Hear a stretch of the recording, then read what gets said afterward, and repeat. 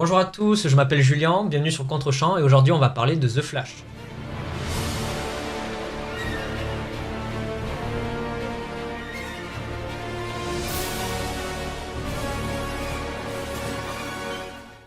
Donc The Flash est sorti en France le 13 juin 2023 et il a fini sa course au box-office mondial aux alentours des 275 millions de dollars, ce qui est, on va pas se mentir, un bon gros flop au vu de l'attente que Warner Bros avait placée dans ce film et surtout au budget alloué à ce film, que ce soit tout court, le budget était de 190 millions de dollars, sans compter la promo qu'il y a eu derrière qui a été assez agressive dans le monde entier, et surtout des reshoots qui ont été commandités, on va y venir après, qui ont coûté beaucoup en argent et qui n'ont même pas été utilisés. Et on va parler de deux sujets que j'ai choisis concernant ce film. Premièrement, c'est le film en lui-même.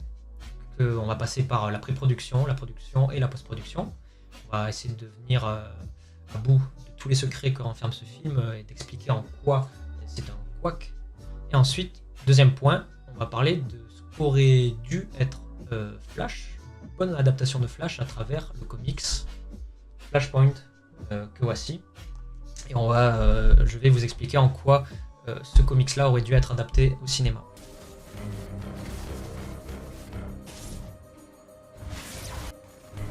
Pour parler grosso modo du synopsis du film, qui s'inspire un petit peu de Flashpoint, mais on verra ensuite que vraiment très légèrement. Les événements se passent 5 ans après ceux de Justice League, de la Snyder Cut, qui est canon à ce film, car on apprend dans ce film que la Justice League a battu Steppenwolf, mais surtout que Barry Allen a remonté le temps de quelques secondes pour sauver la Justice League. Il en parle à Bruce Wayne, qui est son mentor, son ami. Bruce Wayne lui explique que c'est un pouvoir très dangereux, que s'il remonte le temps pour sauver d'autres personnes, que ce soit ses parents ou ceux de Barry, il y aurait vraiment beaucoup de conséquences, c'est l'effet papillon.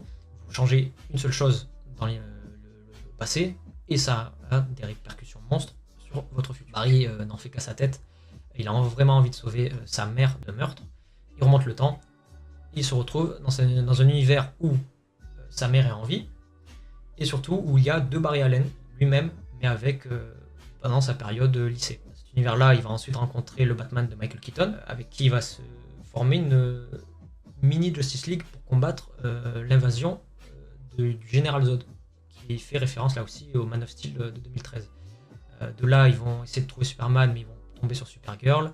Ils vont voir que cet univers est condamné, que Flash va devoir resacrifier sa mère pour retourner dans son univers et réparer ce qu'il a fait dans l'espace-temps. Donc pour ce qui est du film en lui-même, il faut savoir que ça a été un enfer de production. On appelle ça development hell dans le milieu, où en gros la pré-production a été très très catastrophique. Il faut revenir à la base. Donc le DCEU est lancé en 2013 avec Man of Steel.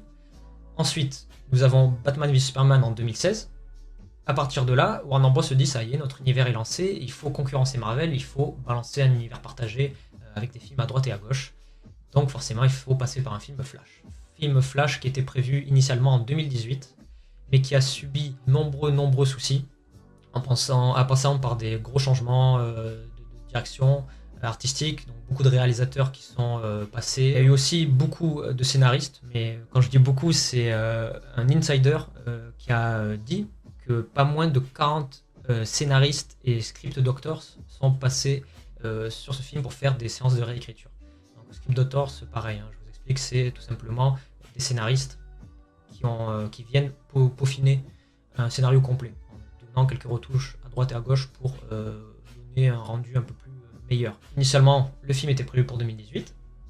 Le film, après tous ces soucis-là, a été repoussé en 2019 puis 2020, où Andy Muschietti a pris les rênes du film, qui est le réalisateur actuel, un film tel que nous l'avons. Le souci, c'est que le Covid est passé par là. Le film a été une nouvelle fois reporté, jusqu'au moment où il devait sortir en novembre 2022. De là, il y a eu la fusion-acquisition entre Discovery et Warner Bros. Discovery a tout de suite pris le contrôle de l'univers DC au cinéma en se disant c'est une poule aux œufs d'or, il faut bien s'en occuper, il faut améliorer ce que l'ancienne direction voulait faire. L'ancienne direction, par exemple, voulait que Flash serve de reboot et que Supergirl remplace Superman, que Batgirl remplace Batman. Discovery, en voyant ça, se sont dit que ce n'était pas bon, businessment parlant, si on peut dire. Et des reshoots ont été commandités par Pamela Abdi et Mike DeLuca, mais aussi le PDG David Zaslav, qui ont dit qu'il y avait pour vision de relancer le Snyderverse, si on peut l'appeler comme ça, ou du moins les bases de ce qui avait été mis en place par Zack Snyder en 2013-2016 avec ses films. Pam Abdi et De Luca avaient pour idée de faire des reshoots pour relancer le Snyderverse. C'est-à-dire, là pour la partie spoil par exemple,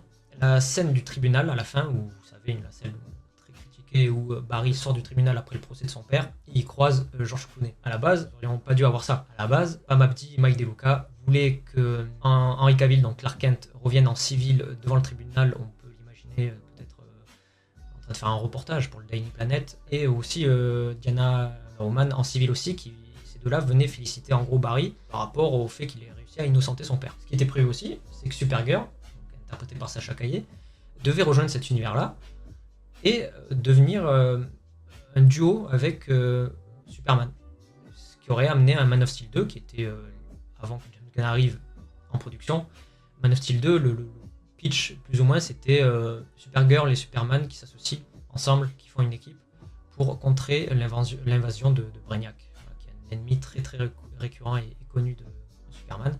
Ça aurait donné un film vraiment, je pense, super bon. Ça aurait fait plaisir de voir ça. Malheureusement, on sait qu'aujourd'hui c'est tout autre depuis l'arrivée de James Gunn et Peter Safran. Le deuxième reshoot, pareil, qui devait donner une suite à la Justice League de Snyder. Vous savez, la scène post-générique où Barry parle avec Arthur, donc Aquaman. Il lui explique qu'il est coincé dans plusieurs univers, qu'il a croisé plusieurs Batman entre-temps, tout ça. La scène se termine juste avec Aquaman qui tombe dans une flaque d'eau. Normalement, la scène continue. Mais ça a été cut. La scène qui devait suivre, c'est Barry qui, en gros, prend Arthur avec lui, qui le traîne dans son appartement pour le poser sur un canapé, pour qu'il se repose. Et tout de suite, tous les écrans d'ordinateur de l'appartement de Barry s'allument et on voit un message, un SOS du Batman de Ben Affleck qui explique à Barry qu'il est coincé dans une timeline, dans un univers qu'il ne connaît pas, que Barry a foutu plus ou moins tout le multivers en miettes, et qu'il faut qu'il vienne le chercher et qu'il vienne le sauver. Cette scène faisait, pour les connaisseurs, écho avec la scène dans BVS où Flash vient rendre visite à Bruce Wayne quand il fait des rêves prémonitoires, et aussi la scène dans la Snyder Cut où là aussi Bruce fait des rêves prémonitoires, un monde détruit par Darkseid et avec à ses côtés Superman qui est devenu méchant. C'était ça à la base, ce qui était prévu pour The Flash.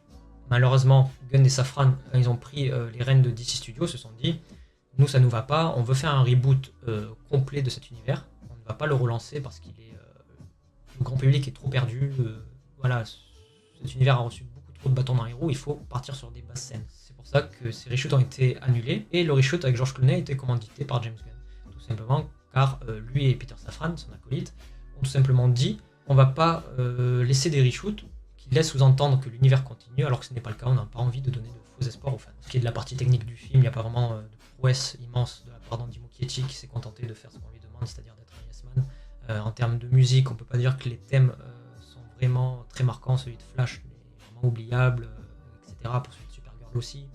Le seul qui est marquant, c'est parce que ça joue sur la nostalgie, c'est le thème du Batman de Keaton, composé par Danny Elfman en 89, qui est tellement culte que quand on entend les premières notes, on peut que être joyeux d'entendre cette musicalité-là. Mais à part ça, vraiment, il n'y a pas grand-chose à en tirer de positif dans ce film.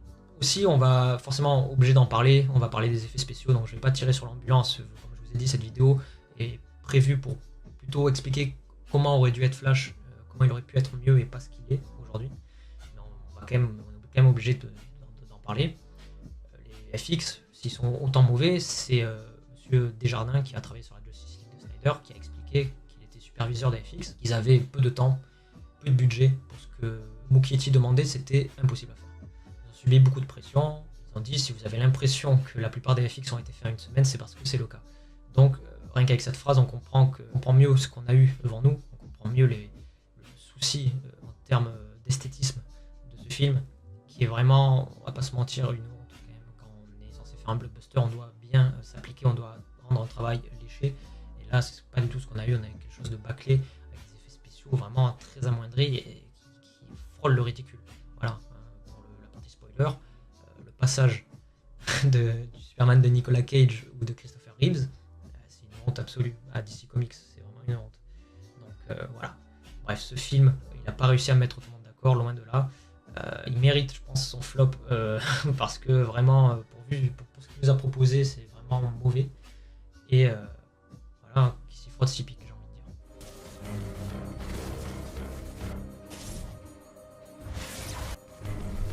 Maintenant, partie 2, on va parler de ce qu'aurait dû être Flash. Ce qu'il aurait vraiment dû être, c'est une adaptation fidèle aux comics Flashpoint, comme je vous ai montré tout à l'heure. Flashpoint est paru en 2011 et un comics écrit par Geoff Johns. Le but de ce comics, c'est là aussi de reboot l'univers écrit de DC. En gros, pendant de nombreuses années, pendant une vingtaine d'années, vous avez l'univers DC classique, le post-crisis, qui a perduré dans le temps, mais qui commençait à s'essouffler. Les éditeurs se sont dit qu'il était temps de donner un second souffle aux super-héros à travers un reboot. Rien de mieux que Flash pour reboot un univers entier, ce qui a donné ensuite les New 52. Pour vous parler brièvement du synopsis de Flashpoint, là aussi, en fait, Barry Allen remonte le temps pour sauver sa mère. Il se rend compte qu'en remontant le temps, il a perdu ses pouvoirs, sa mère est toujours en vie, l'univers dans lequel il est n'est pas du tout familier, il y a beaucoup d'événements qui ont été bouleversés dans cette timeline-là.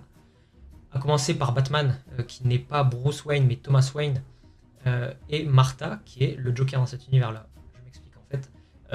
Dans la ruelle de Crime Alley, c'est Bruce qui meurt à la place de ses parents. Thomas endosse le rôle de la chauve-souris de Gotham, en étant une version beaucoup plus violente et surtout meurtrière du Batman canonique que nous connaissons tous. Et comme j'ai dit, Martha, pris de folie, devient le Joker dans cet univers-là. Pour ce qui est de Superman, au premier abord, on pense qu'il n'existe pas dans cet univers, mais en fait, sa non-présence s'explique par le fait qu'au lieu d'atterrir à Smallville, Kal-El, avec son vaisseau, atterrit à Metropolis, causant des millions de morts. Le gouvernement met directement la main sur le vaisseau et à son bord Kal-El et l'enferme sous le Pentagone, où ils font des expériences sur lui, où Kal-El n'est pas du tout humanisé car il n'a pas eu de parents pour l'éduquer, il n'a jamais vu la lumière du jour, donc il est très affaibli, il n'a pas ses pouvoirs tels que nous les connaissons. Aquaman et Wonder Woman dans cet univers-là sont très différents car ils se font la guerre entre Atlante et Amazon, une guerre qui est vraiment très violente et qui va amener à une troisième guerre mondiale, à une guerre planétaire entre tous les peuples, entre les humains, les Atlantes, les Amazones. La moitié de l'Europe est submergée, et à feu et à sang. Voilà, vraiment c'est un univers très nihiliste et apocalyptique dans lequel se retrouve Barry. Donc il va essayer de régler ces problèmes-là en commençant par savoir comment il a atterri là. En fait, au début, il ne sait pas que s'il est dans cet univers-là, c'est parce qu'il a sauvé sa mère. Il va s'en rendre compte ensuite. Donc il sait que le seul moyen de réparer ce qu'il a fait, de retourner dans son univers, c'est de laisser sa mère mourir. Donc c'est le même cheminement dans le film Flash.